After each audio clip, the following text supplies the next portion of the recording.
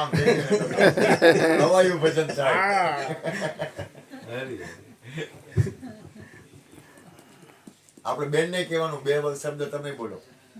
બે બેનું બોલ બે બેનું બોલશે આજ તો લડી જ લેવાનું તમે મુખવાસ છે અજમાનો ભૂકો છે સારો છે ભાવે તો દિયો બેન ને આપો ના પાડે કેમ કરું સહી અહીંયા તો હરેક જીવ સમજેલ જ છે બરોબર એટલે આવે જનક જેવી સભામાં તો મારે જેવા શું કહીએ કે ગોરી ફાટી વાળા એને જ કહેવાનું અષ્ટવક્રા જેવા ગુરુ છે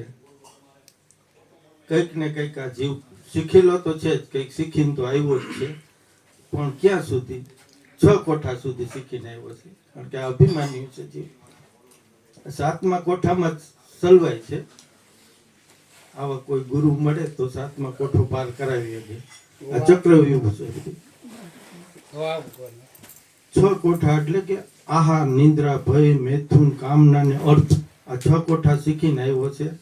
અહંકારી જીવ છે આ અભિમાન્યુ છે પણ 7મા કોઠામાં સલવાઈ જાય છે કે 7મો કોઠો એટલે આમાં બધા ઘરના જ સભ્યો છે ચક્રવ્યુહમાં એ જતા ને ઘરના આવે એમાંથી કેમ નીકળવું એ 7મો કોઠો સંસાર કીધું આ સંસારમાંથી પાર ઉતરવું અઘરું છે ત્યારે એવા કોઈ ગુરુ રસ્તો બતાવે કૃષ્ણ જે હતા કે આ બધા મરી ગયેલા જ છે વિશ્વરૂપ બતાવ્યું કે તને માધ્યમ ખાલી હું બનાવું છું અને વિશ્વરૂપ થકી એ જ્ઞાન કરાયું કે આ બધા જ મરી ગયેલા છે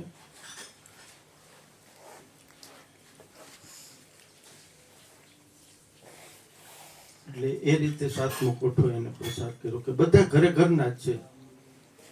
કાકા દાદા મામા ભાઈ આ ફુવા આ તે બધા એવા જ હતા ને આ તે એમાંથી જે પસાર થાય એને 7મો કોઠો કીધો છે એ સંસાર એ જ બહાર નીકળી શકે એટલે અર્જુન એ રીતે ગુરુને પૂછીને બહાર નીકળ્યા એવી રીતે કે તું યુદ્ધ કર એ તને કોઈ તારું સ્વાગત કરવા નથી આવ્યા રણ મેદાનમાં એટલે હરેક જીવ કાંઈક ને કાંઈક લઈને આવ્યો છે પણ ઉજાગર નથી કરી શકતો વ્યક્ત નથી કરી શકતો સમજી શકે છે